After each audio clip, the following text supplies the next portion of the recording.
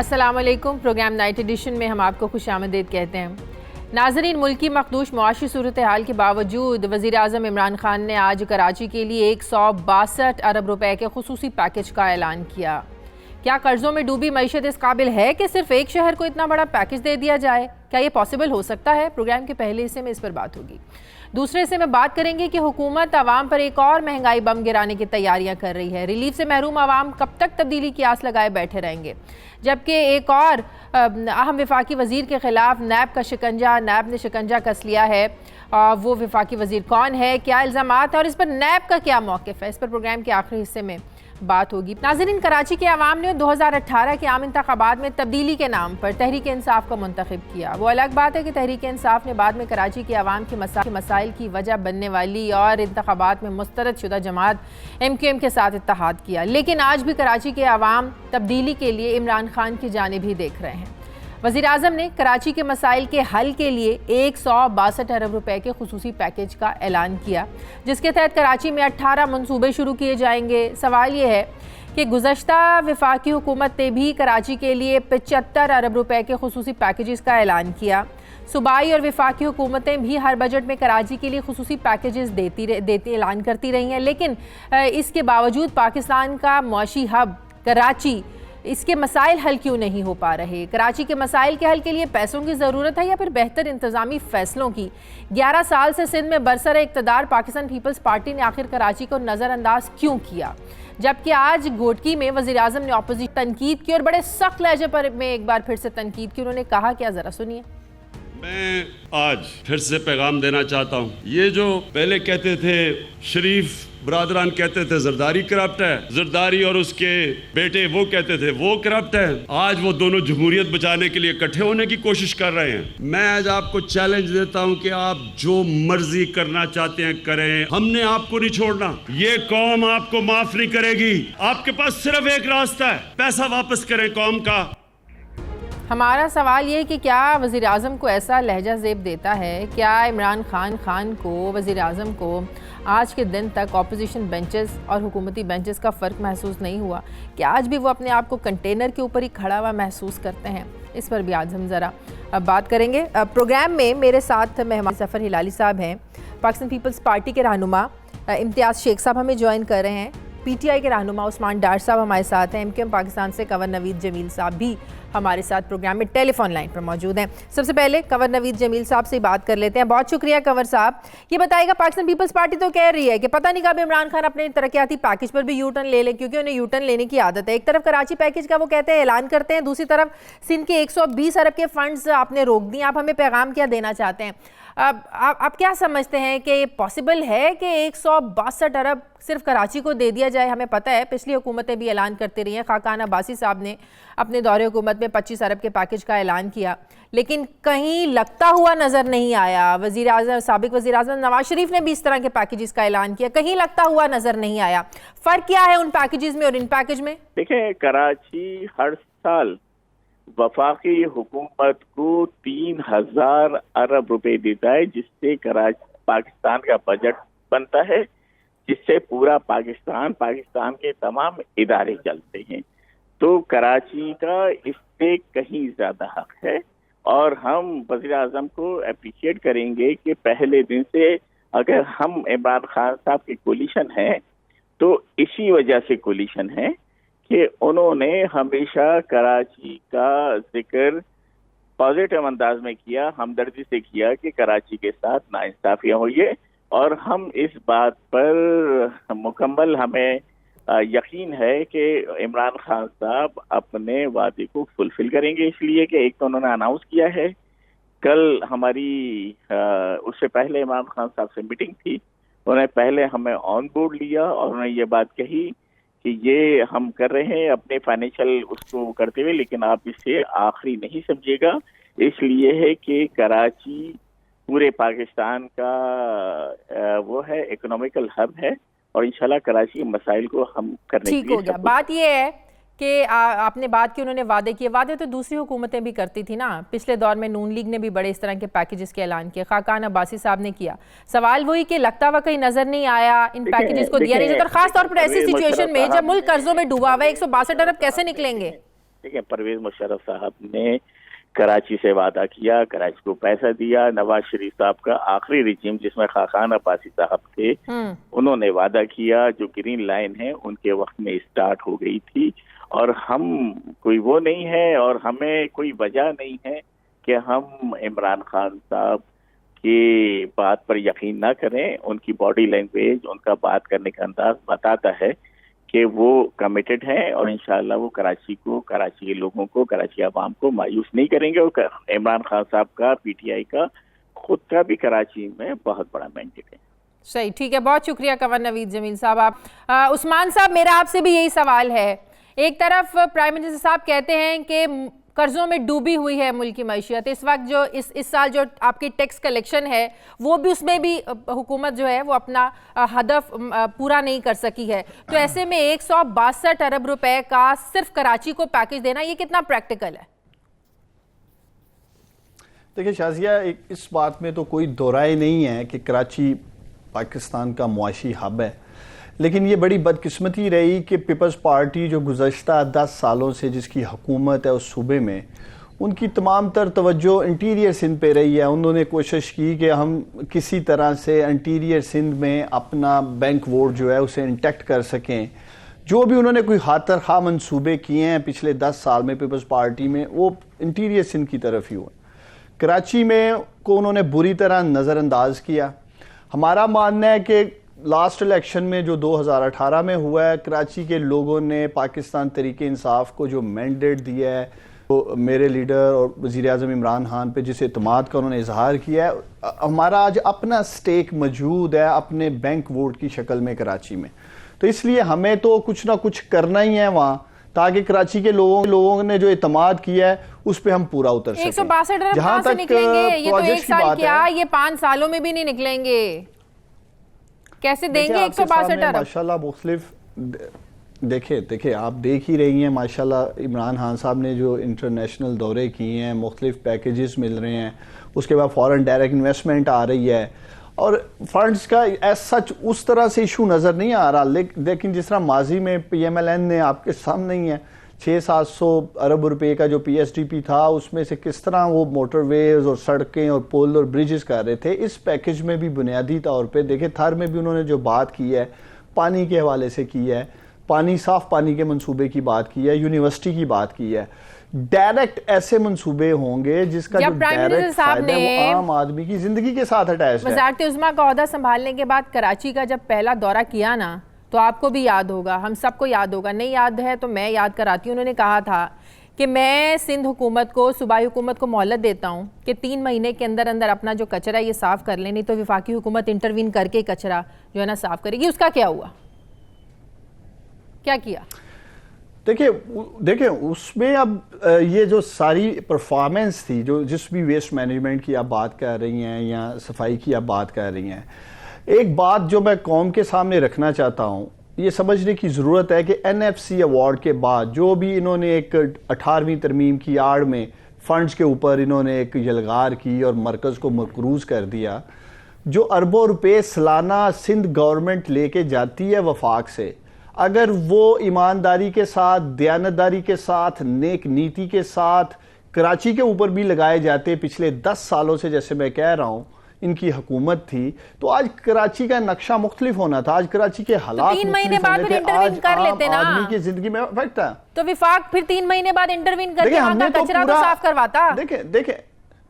देखें शाजिया, हम तो इनको पूरा मौका दे रहे हैं, लेकिन जब भी वफाक की तरफ से अगर हम सिर्फ चौकीदारी की ही बात करते हैं, थानेदारी तो इन्हीं के पास है, 18वीं तरमीम में तकरीबन तमाम चीजें ये सूबों में ले गए हैं, तो ये तो चौकीदारी भी करने लगे तो फौरन एक नैरेटिव बिल्ड करने की कोशिश करते हैं कि पाकिस्तान तरीके इंसाफ और वफाकी हुकूमत जो है वो 18वीं तरमीम के ऊपर जो है ये हमला कर रहे हैं।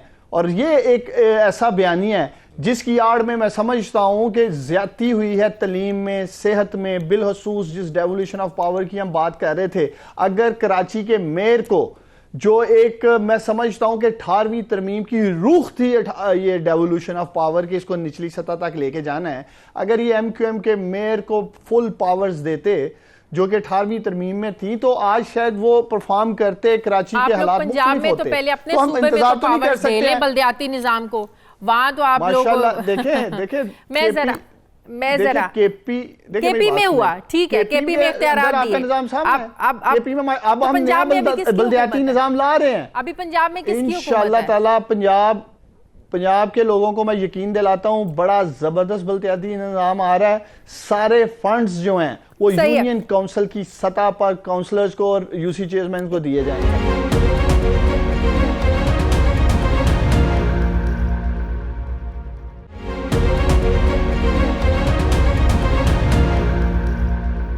हिलाली साहब, 162 अरब का ऐलान, आपको लगता है कि सिर्फ ये पेपर्स की हद तक सिर्फ कैलकुलेशन का अगर नाम दिया जाए तो गलत ना होगा? ये कितना प्रैक्टिकल है 162 अरब निकाल कर तो देना कराची को? बहुत ही प्रैक्टिकल है। आखिर इनको सिर्फ नोट छापने हैं। मैं आपको बताना चाहता हूं कि ये क्यों हो रहा है।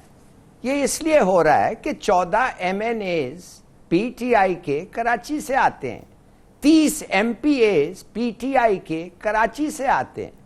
मगर अफसोस हमारा सिचुएशन ऐसा है कि कराची खुद PPP के हाथ में है, जो परवाह नहीं करती है कराची के बारे में। क्यों करे? इधर तो 20 मिलियन लोग हैं मगर सिर्फ 3 सीट्स PPP के हैं। वो क्यों करे इसके परवाह? उनको तो कोई वोट देता ही नहीं है इधर। तो बात असल ये है कि इमरान खान को भी एक प्रॉब्लम है। वो नहीं चाहता 162 करोड़ इनके हाथ में करें जो लूट लेंगे, चोरी करेंगे। अगर 162 करोड़ आप इनके हाथ में दे दें, 162 अरब 162 अरब, हाँ अरब, और पता नहीं फलस्तीन अरब या क्या अरब, बहरहाल जो भी अरब हैं उनके हाथ में आप दे दें तो ये तो फिर भाग जाएंगे, ये तो खूब और पैसे बनाएंगे। तो उसका एक प्रॉब्लम है। उसका प्रॉब्लम यह है ये किसको दें? आप प्रोजेक्ट को दें। अच्छा, प्रोजेक्ट जो है आप किसको प्रोजेक्ट दे रहे हैं? वो सिंध गवर्नमेंट देगी। कौन चलाएगा? जैसे इन्होंने कहा चौकीदारी कौन करेगा? वो सिंध गवर्नमेंट। ये कॉन्स्टिट्यूशनल एक इंपेडिमेंट है जो अगर इसको रास्ते से ना हटाएं तो सेंटर जब पैसे देती है उनको फिर कंट्रोल ही नहीं है पैसे को क्या होता है। नंबर 1। दूसरी बात क्या है कराची के प्रॉब्लम्स? कराची के प्रॉब्लम्स 2 हैं, ट्रांसपोर्ट और पानी। अब आपने मैस ट्रांजिट स्कीम के बारे में पढ़ा, 20 साल से हम सुन रहे हैं।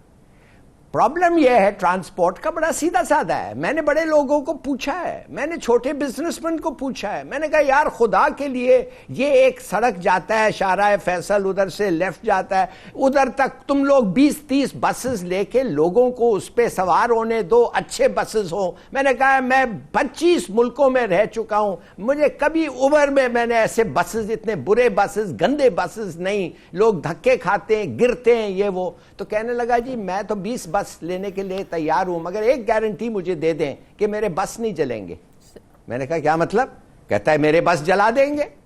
तो मैंने कहा चलिए आपको इंश्योरेंस दिलाते हैं। कहते हैं आए हिलाली साहब इंश्योरेंस दिलाए मुझे बसें के लिए। कोई इंश्योरेंस नहीं देगा मेरे बस।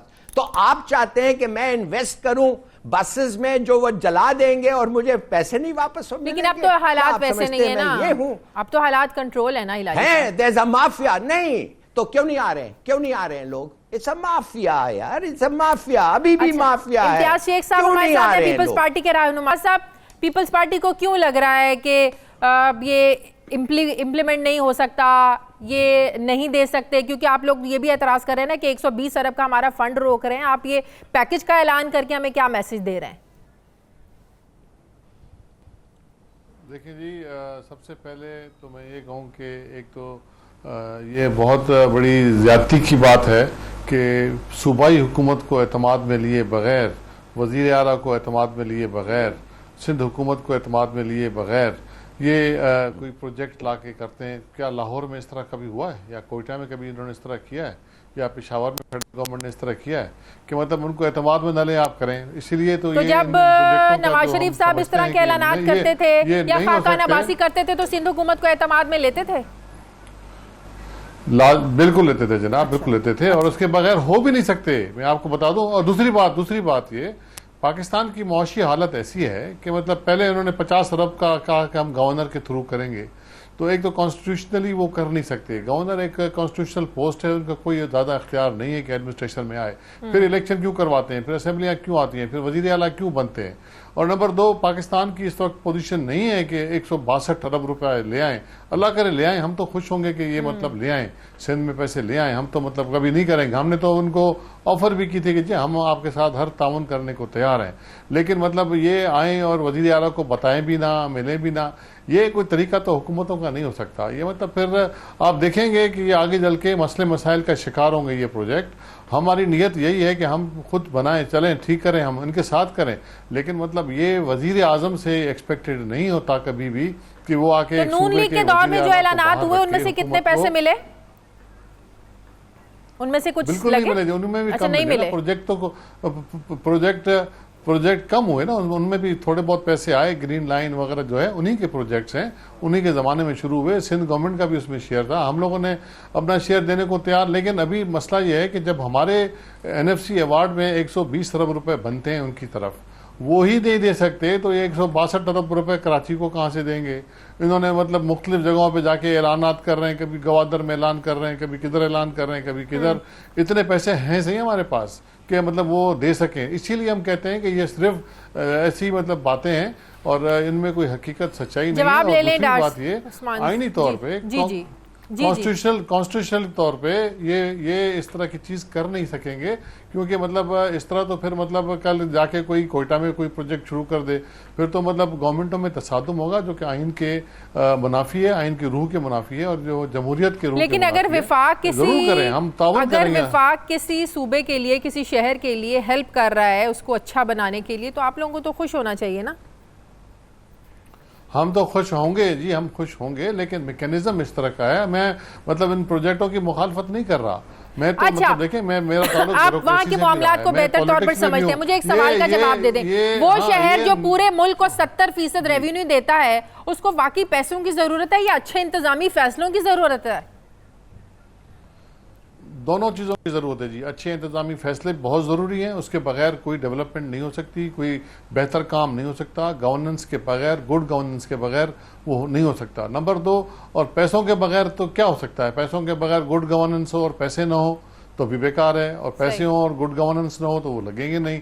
तो ये इनका मतलब आपस में बड़ा इंटरकनेक्शन है और मतलब एक दूसरे के साथ ही चल सकते हैं। पैसे भी होने चाहिए और गुड गवर्नेंस भी होनी चाहिए। मतलब इसमें तो कोई शक व शुबे की बात नहीं। कर रही है कि आप लोगों ने सिंध हुकूमत को एतमाद में नहीं लिया, वज़ीर आला सिंध से मिलना चाहिए था, बात करनी चाहिए थी।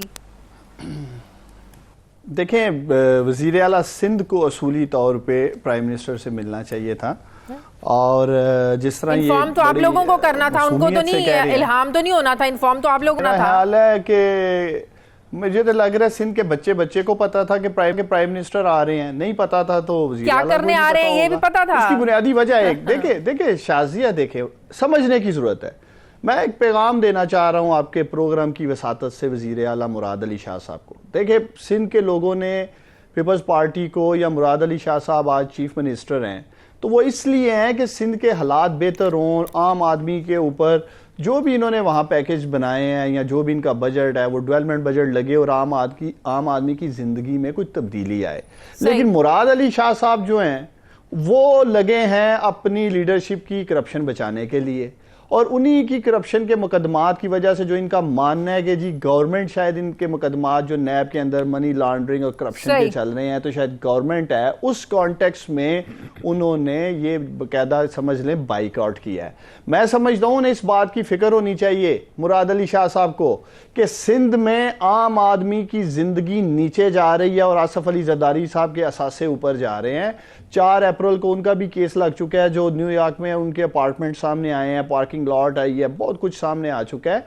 तो मुराद अली शाह साहब वहां खुश होना चाहिए, हमें पता है शाजिया, इनको खुश होना चाहिए। 162 अरब रुपया इन्हीं के सूबे में लग रहा है, इन्हीं के सूबे में 162 अरब रुपया लगने जा रहा है। इन्हें खुश होना चाहिए, इन्हें खुशामदीद कहना चाहिए, हमें वेलकम करना चाहिए, इन्वेस्टमेंट करें। हमें खुशी है कि आप लोग कराची में 162 अरब कर रहे हैं। मैं ब्रेक ले लूं जरा, ब्रेक के बाद वापस आते हैं।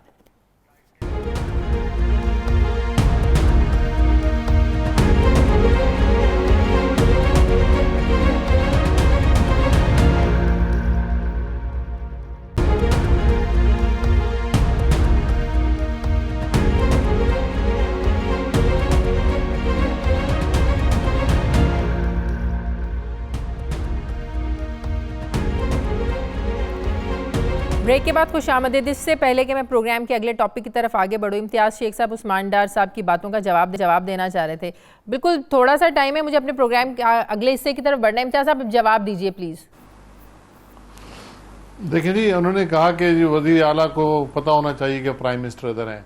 इनको एक तो प्रॉब्लम ये है कि ये लोग नए नए आए हैं हुकूमतों में, इनको ज़्यादा पता नहीं है कि प्रोटोकॉल क्या होता है। प्राइम मिनिस्टर का प्रोग्राम हमेशा सुबह के वज़ीर आला के पास आता है चीफ सेक्रेटरी के थ्रू, और मतलब फिर वो पूरा अरेंजमेंट संभालते हैं। और हमने कभी भी इनकार नहीं किया कि हम प्राइम मिनिस्टर को प्रोटोकॉल नहीं देंगे, लेकिन मतलब इस तरह उनको अलग रखने से क्या मकसद जाता है। और इससे पहले भी चीफ सेक्रेटरियों के थ्रू वो हुकूमत करना शायद समझते हैं कि कर सकेंगे, तो ये उनकी गलत फहमी है।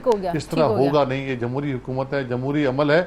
और नंबर दो ये जो दूसरी बात कर रहे थे, इनको ख्वाब में भी आसिफ जरदारी साहब याद आते हैं, नजर आते हैं, इतने डरे हुए हैं उनसे। तो अब मसला यह है कि मुराद अली शाह जैसा कोई चीफ मिनिस्टर पाकिस्तान में मुझे बता दें, स्टैनफोर्ड का ग्रेजुएट, कोई चीफ मिनिस्टर हो तो बता दें मुझे आप। सिंध में उनकी कारकर्दगी ये है कि चलिए ठीक है, आपका पॉइंट ऑफ व्यू आ गया, ठीक है। अच्छा हिलाली साहब, आपसे भी मैं इस पर आखिरी सवाल कर लूं। हिलाली साहब, प्राइम मिनिस्टर साहब की जो आज टोन थी कि मैं किसी को नहीं छोड़ूंगा, हम आपको नहीं छोड़ेंगे, ये तो वही बात है जो कंटेनर पे खड़े होकर वो करते थे। एक ऑपोजिशन में बोलने से, कंटेनर पर खड़े होकर बोलने से और एज अ प्राइम मिनिस्टर बोलने में बड़ा फर्क होता है। आपको लगता है कि प्राइम मिनिस्टर साहब को अब ये लहजा छोड़ देना चाहिए?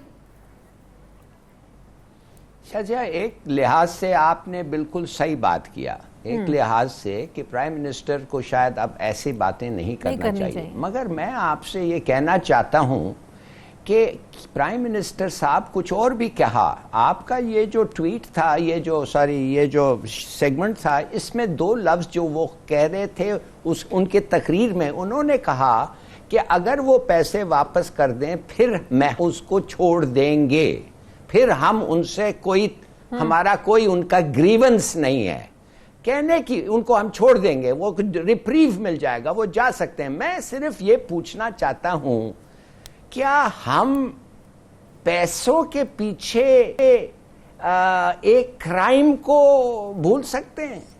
माने अगर मैं पकड़ा गया पैसे चोरी करते हुए, तो अगर उसको मैं वापस कर दिया तो पाकिस्तान के कानून के मुताबिक मैं चले जा सकता हूं।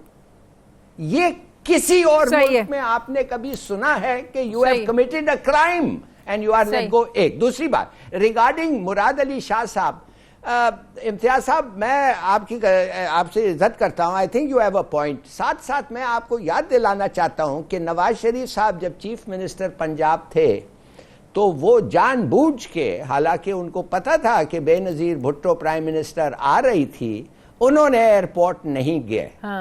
उन्होंने उनको डिलिबरेटली स्नब किया, इसलिए कि वो बताना उनको चाहते थे कि तुम कुछ नहीं हो, प्रेसिडेंट जो है वो हमारे साथ है।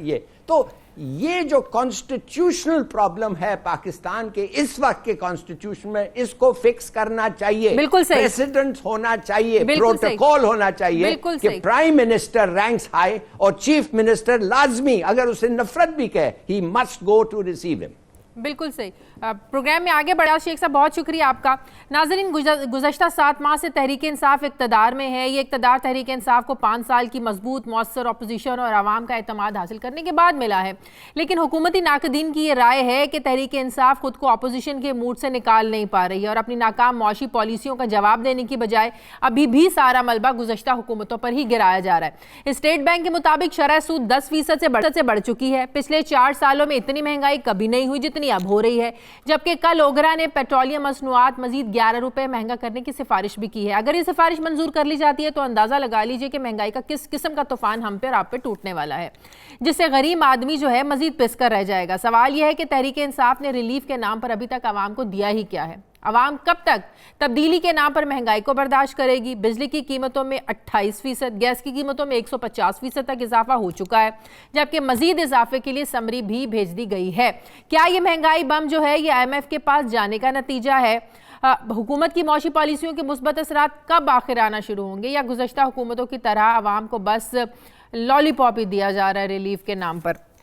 इस सेगमेंट में हमें ज्वाइन कर रहे हैं एक हमारे मौशियात शबर जैदी साहब। बहुत शुक्रिया शबर जैदी साहब आपका हमें ज्वाइन करने के लिए। सर ये बताइएगा कि पाकिस्तान और IMF के दरमियान मुआहदा तय पाने वाला है, जाहिर है इसके नतीजे में जो पाकिस्तान को इकदाम करने थे वो कर भी रहा है। आपको पता है महंगाई बढ़ती जा रही है, रुपया गिर रहा है, डॉलर ऊपर जा रहा है, जिसकी वजह से डॉलर ऊपर जाने की वजह से बैरूनी जो कर्जे हैं उनका भी बोझ बढ़ गया। 145 अरब रुपए का इजाफा हो गया जब से डॉलर बढ़ा है। ये बताइएगा, अभी तो हम IMF में गए नहीं तो इतना ज्यादा अवाम को खमियाजा भुगतना पड़ा, जिस दिन IMF में चले गए तो क्या होगा? देखिए, पहली बात तो मैं आपको ये कहना चाहता हूं कि हमने IMF के मैटर को बहुत ज़्यादा हवा बना लिया है। पाकिस्तान की मईशत की जो खराबियां या खूबियां या खराबियां जो कुछ भी हैं, इसका कोई ताल्लुक IMF के साथ नहीं है। हम तो इस मोड में आ गए हैं कि अगर हमारे घर में नल का भी बंद होता है तो हम कहते हैं ये ओबामा की वजह से बंद हो गया, ये ट्रम्प ने बंद करा दिया। ये सब हमारे अपने किए हुए का कसूर है।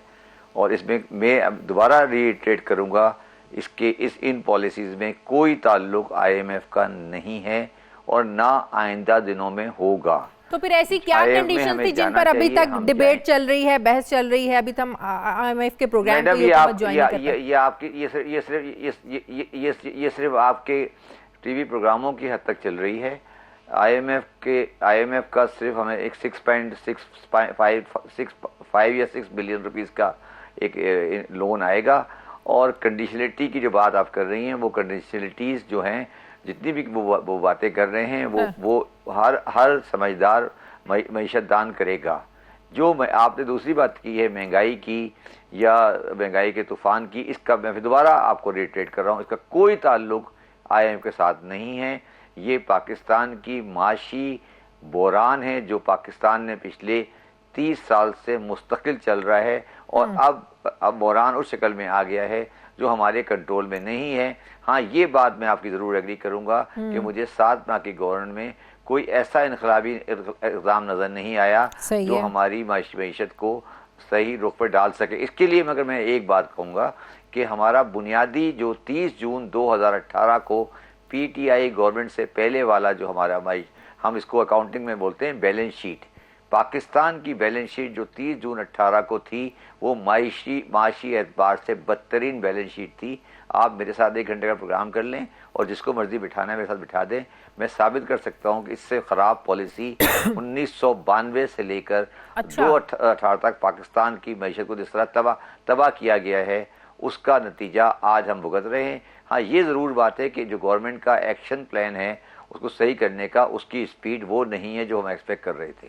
अच्छा, ये तो मेरी मुख्तसर इस पे ठीक है। अच्छा, ये जो शरह सूद बढ़ी है, जिसके बाद बुनियादी जो शरह सूद है 10.75% तक बढ़ी है स्टेट बैंक की जो मॉनेटरी पॉलिसी नहीं उसके मुताबिक, तो कुछ माहिरीन ये कह रहे हैं कि इन्फ्लेशन जो बढ़ रही है, महंगाई की शरह कुछ अरसे में कम होना शुरू हो जाएगी। अगर मान लिया जाए कि महंगाई कम होगी तो जो ये शरह सूद बढ़ी है, तो क्या इसको कम कर सकेंगे? ये पॉसिबल होगा? ये गुंजाइश होगी फिर कि शरह सूद भी कम हो जाए? ज़ाहिर है इससे जो कारोबारी तबका है, सरमायादार है, वो तो रिलीफ चाहेगा। देखिए, मैं 2-3 चीज़ें आपके सामने कहना चाहता हूँ जो शायद आम लोग नहीं कहें। मैं 2-3 अल्फाज इस्तेमाल करता हूँ, मैं ये अल्फाज सुन के तंग आ चुका हूँ। एक है मैक्रो इकोनॉमिक स्टेबिलिटी, एक है डिस्काउंट रेट, एक है GDP ग्रोथ, एक है PSX इंडेक्स, एक है कॉर्पोरेट गवर्नेंस, एक है गवर्नेंस।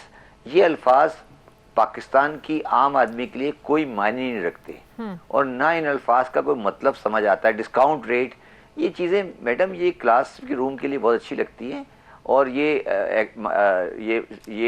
ड्राइंग रूम इकोनॉमिक्स की बड़ी अच्छी बातें हैं, मगर पाकिस्तान के आम आदमी को ना इसका मतलब समझ आता है, ना इसका कोई ताल्लुक है। ये हम अपना टाइम ज़ाय कर रहे हैं इस तरह की गुफ्तगू करके। हम ये पहले फैसला करें कि हमारी मईशत की ये जो आप ग्रोथ रेट 3.5% से 4.5 हो गया, 4.5 से 5.5% हो गया, गरीब आदमी मजीद गरीब हो गया, अमीर आदमी मजीद अमीर हो गया। ये बातें हम खत्म कर दें पाकिस्तान को। अब कोई ऐसी बात करें मेरे साथ जिसका मैं सही तरह जवाब दे सकूं। मैं अब इस फजूल किस्म की गुफ्तगू में इंटरेस्टेड नहीं हूँ। सर, हम तो महंगाई पर ही बात करेंगे ना, आम आदमी तो। हाँ, ठीक है, मुझे पता है आप जो आवाम के। मैं आता हूँ महंगाई की तरफ। मैं ये कह रहा हूँ, महंगाई देखें जी, महंगाई इसलिए है कि पाकिस्तान को 1992 से लेकर 2018 तक आपने एक ट्रेडिंग स्टेट बना दिया, जिसके बाद पाकिस्तान का इंपोर्ट का बिल 60 बिलियन के आसपास आ गया और एक्सपोर्ट 20 की रह गई और पाकिस्तान में एम्प्लॉयमेंट और इंडस्ट्रियलाइजेशन तबाह हो गई। जब नौकरियां नहीं होंगी, कारोबार नहीं होगा, जब कोई माशी एक्टिविटी नहीं होगी और सारी माशी एक्टिविटी प्रॉपर्टी खरीदना, शेयर खरीदना, चीजें बेचना कंज्यूमरिज्म पे लगेगा, तो फिर यही हशर होगा। तो अब हमें इस पूरे दायरे को वापस करना है। ठीक हो गया। मैं वापस आपसे बात ये करना चाहता हूँ कि इस दायरे की वापसी के लिए क्या हम तैयार हैं या नहीं है? जी मैं जरा हिलाली साहब से पूछ लूँ। हिलाली साहब, जब से IMF के प्रोग्राम में जाने की बात हो रही है, हम भी अपने प्रोग्राम में मुख्तलिफ इकोनॉमिस्ट को बुलाते हैं, ज़ाहिर है हर एक की मुख्तलिफ राय होती है, लेकिन मेजॉरिटी यही कहती है कि IMF के प्रोग्राम में जाने के ये असरात होंगे, महंगाई अगर हो रही है, चीज़ें महंगी हो रही हैं, नेगेटिव जो इफेक्ट आ रहे हैं। असद उमर साहब ये बात कर चुके हैं कि मजीद अभी चीखें निकलेंगी, तो इसको जोड़ा जाता रहा हमेशा IMF के प्रोग्राम में जाने से। अभी शबर जैदी साहब कह रहे हैं कि इसका IMF से कोई ताल्लुक नहीं, आप एग्री करते हैं? देखिए, IMF एक मुल्क को जब पैसे देती है, उनका एक ही मकसद होता है कि ये पैसे हम वापस चाहते हैं इस इंटरेस्ट लेवल पे, इतने सूद के बाद, और हम ये देखना चाहते हैं कि आप ये पैसे हमें वापस कैसे करेंगे। उनकी रिस्पॉन्सिबिलिटी जो है अंडर द IMF चार्टर वो लेंडर कंट्रीज को है कि जब ये पैसे जाते हैं हमें ये पैसे वापस मिलना चाहिए। और जब एक मुल्क आके एक बैलेंस शीट पेश करता है जिस पे पता नहीं चलता है कि ये पैसे कैसे वापस आएंगे, वो कहते हैं सॉरी, अगर आप हमारे से पैसे लेंगे इन शर्तों पे लें। और वो क्या शर्त होते हैं वो आपको बताएंगे, और वो शर्त बड़े सख्त होते हैं। वो जानना चाहते हैं कि इतने पैसे आप अक्यूमुलेट कर सकते हैं कि उनको वापस मिले। ये उनका एक ही काम है। ये सही कह रहे हैं जैदी साहब, they don't bother about anything else कि आपने पैसे लिए वापस कैसे करेंगे। और अभी आपने कहा कि पैसे की कीमत बढ़ रही है, भाई ओगरा एक इंडिपेंडेंट बॉडी है, पैसा गिर रहा है हमारा। नहीं, आपको मैं ये बताना चाहता हूँ, ओगरा जो है एक इंडिपेंडेंट बॉडी है जिसका काम सिर्फ एक है। सही। आप ऑयल प्राइस देखते हैं, आप ये देखते हैं और किस कीमत पे बेचना चाहिए। वो अब कह रहे हैं आपको 11 रुपया ज्यादा लगा दे। गवर्नमेंट को ओगरा कह रही है कि अगर आप पैसे हारना नहीं चाहते, you don't want to lose money, और अगर आपको सब्सिडी नहीं देना है तो इतने कीमत बढ़ा दे। अब गवर्नमेंट प्रोग्राम में ब्रेक ले लूं। बहुत शुक्रिया शबर जैदी साहब, बहुत शुक्रिया। वापस आते हैं नाज़रीन एक छोटे से वक्फे के बाद।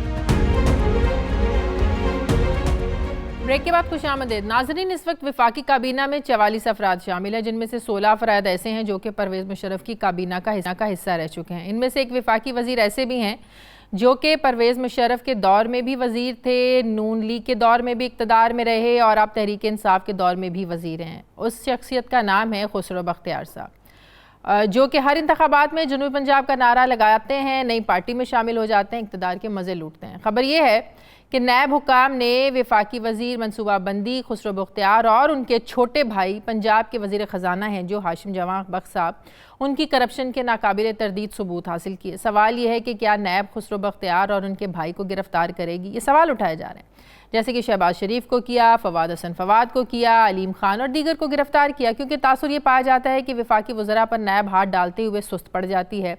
क्या इमरान खान साहब जो हैं खुसरो बख्तियार से भी इस्तीफ़ा तलब करेंगे, खुद एहतसाबी की मिसाल कायम करेंगे? अपनी हुकूमत बचाने के लिए इत्तेहाद को उनको बचाना पड़ेगा। इस सारी चीज़ को कंफर्म करने के लिए नायब के तर्जुमान से प्रोग्राम से थोड़ी देर पहले मैंने बात, नवाजिश अली साहब जो नैब के तर्जुमान हैं, और उनसे इस के बारे में पूछा कि सारा क्या मामला है, मीडिया पर ख़बर चल रही है, तो उन्होंने इस पर एतराज़ किया कि मीडिया स्पेकुलेशन करता है, मीडिया पगड़ियाँ उछालता है। तो मैंने कहा सर आप तरदीद दे दें इसकी, आपकी तरफ से तो कोई ऑफिशियल तरदीद नहीं आई। तो फिर उन्होंने कहा कि मैं आपको एक मैसेज कर देता हूँ, आप वो मैसेज चला दें। फिर उन्होंने मुझे एक मैसेज किया है जो आप अपनी स्क्रीन पर देख रहे हैं। उन्होंने कहा कि मीडिया स्पेकुलेशन ना करे, जो चीज़ अभी कंफर्म नहीं होती है मीडिया इस पर गुरेज करे बातचीत करने से, और इस पर जो है ना वो चहमगोइयाँ नहीं होनी चाहिए। तो ये हम उनकी वो जो मैसेज उन्होंने मुझे किया है वो हम चला रहे हैं। लेकिन एक तासुर ये पाया जाता है कि नैब जो है वफाकी वज़रा पर, जो वफाक काबीना के लोग हैं, उन पर हाथ डालने से क्यों कतराता है। अगर ऐसी कोई बात होती, कल से खबर चल रही थी, प्रॉपर एक तरदीद नैब को भेज देनी चाहिए थी। हिलाली साहब, नवाजिश अली साहब कह रही है ये कंप्लेनेंट है जिसने ये शिकायत की है, अभी हम उसको देखेंगे, अभी तो हमें ये भी नहीं पता कि कंप्लेनेंट कौन है। तो बड़ी मुझे हैरानगी हुई, कैसे कैसे हो सकता है कि मीडिया पर बात चल रही है और उनको यही ना पता हो कि कंप्लेनेंट कौन है। फिर वो कह रहे हैं जो लेटर दिखाया जा रहा है वो भी जाली है। फिर मैंने कहा कि आप जिसने जाली फेक लेटर बनाया आप उसके खिलाफ कार्रवाई करें। फिर वो कहते हैं हाँ जी हम देखेंगे, इसकी भी हम इन्वेस्टिगेशन कर रहे हैं। तो आपको लगता है ये जो तासुर दिया जाता है नैब के बारे में कि ये वफाकी वज़रा पर, काबीना के लोगों पर हाथ डालने से कतराता है, ये बात दुरुस्त है? शाजिया, अगर दुरुस्त होता, माने यस ये परसेप्शन एक है, और ये परसेप्शन इसलिए हो रहा है कि साउथ पंजाब में 40 पीटीआई के एमएनएज हैं, और 40 अगर साउथ पंजाब में उनकी उस किस्म की अक्सरियत नहीं होती तो ये कभी पावर में नहीं होते। तो हाँ, एक क्या कहते हैं, एक टेंडेंसी है कि भाई ये साउथ पंजाब के जो लोग हैं, और खास तौर खुसरो बख्तियार जो इम्पोर्टेंट पोस्ट है और जिसने इस मूवमेंट के साधन पंजाब का नया बड़ा हाथ था, वो सोचते हैं कि शायद इस पे हाथ हल्का रखें। ये तो बात बिल्कुल मेरे ख्याल में हम भूल जाना चाहिए कि नैब अगर भी स्लोली जा रही है कि इसका मकसद ये है कि नहीं जाएगी। मिसाल के तौर पे एक ज़माने में ऐसा लग रहा था कि जरदारी को कुछ नहीं कर रहे थे और सिर्फ नवाज के पीछे लगे हुए हैं, अब बिल्कुल दूसरा हो गया। अब लगता है कि जरदारी साहब भी जा रहे हैं, हालांकि उन्होंने बहुत सारा कोऑपरेशन किया। मेरे ख्याल में परवेज़ खटक को उन्होंने पकड़ा है शाजिया, अलीम खान को उन्होंने नैब ने पकड़ा है, और अगर खुसरो बख्तियार नहीं उसके खिलाफ चार्जेस हैं, वो तो हैं, लेकिन बात ये नहीं है। बात ये कि जिस तरह गिरफ्तार करके इन्वेस्टिगेशन करते हैं, जिस पे ऑपोजिशन एतराज करती है कि शहबाज शरीफ को भी पकड़ा है आपने। नहीं, ये सही है, सही कह रही हैं आप। मगर वो एक जमाना था जिधर नैब बड़ा एग्रेसिवली लोगों को ग्रैब कर रही थी, और उसके बाद नैब को कहा गया, और जावेद जस्टिस इकबाल को भी कहा गया कि टेक इट इजी। हम नहीं कहते हैं कि तुम पकड़ो मत, हम सिर्फ ये कह रहे हैं बिफोर एनीथिंग हैपेंस तुम पकड़ के उनको अंदर कर देते हो। Take it easy. अगर ये हो रहा है तो अच्छा हो रहा है। उस्मान डार साहब, कहा जा रहा है कि हुकूमत को बचाने के लिए प्राइम मिनिस्टर साहब अपने इत्तेहाद को बचाना चाहते हैं। देखिए शाजिया, पहले तो मैं आपकी इस बात से इख्तलाफ करता हूं कि नैब किसी सिटिंग मिनिस्टर को हाथ नहीं डाल रही है। अगर ऐसा होता तो हमारे सीनियर साबिक वज़ीर अलीम खान साहब नैब की हिरासत में ना होते। तो ये तो एक वाज़ेह आपके सामने एक मिसाल है कि नैब आज़ादाना माहौल में काम कर रही है। लेकिन जिस तरह आप वज़रा का नाम ले रहे हैं, मैं समझता हूँ ये प्री मैच्योर स्टेज है, इसके ऊपर इंक्वायरी जनरेट होती है, इसका एक प्रोसीजर है। मैं खुद एक केस में नैब में कंप्लेनेंट हूँ, और 1.25 साल के बाद जो मैंने कंप्लेन की थी उस पर अमल हो रहा है और वो इन्वेस्टिगेशन शुरू कर रहे हैं। तो ये नैब का अपना तरीक़ेकार है, प्रोसीजर है, और मैं समझता हूँ कम अज़ कम मैं आपको ये यकीन दिलाता हूँ कि हमारे ऊपर प्रोसेस जल्दी हो जाता है, हुकूमत के लोगों में प्रोसेस स्लो है। एहतसाब देखिए, अपोजिशन के जो केसेस है बहुत पुराने हैं, बहुत पहले से चल रहे हैं, 2-2 साल 3-3 साल हो गए हैं। इन्होंने एक दूसरे पे किए, पीपल्स पार्टी ने पीएमएलएन पे, पीएमएल ने पीपल्स पार्टी पे। जहां तक हुकूमत का है, मैं आपको यकीन दिलाता हूँ प्राइम मिनिस्टर उम्मीद करते हैं कि अगर ऐसी कोई इन्वेस्टिगेशन शुरू होती है या लाठी तौर पर खुद ही इस्तीफा दे देंगे या उनसे इस्तीफा ले लिया जाएगा। बहुत शुक्रिया आपका उस्मान डार साहब, आपका बहुत शुक्रिया। हिलाली साहब बहुत शुक्रिया। प्रोग्राम का वक्त खत्म हो गया। नाज़रीन फीडबैक ज़रूर दीजिएगा। प्रोग्राम से मुझे इजाज़त दीजिए, आपसे मुलाकात होगी कल। अपना ख्याल रखिएगा। अल्लाह हाफ़िज़।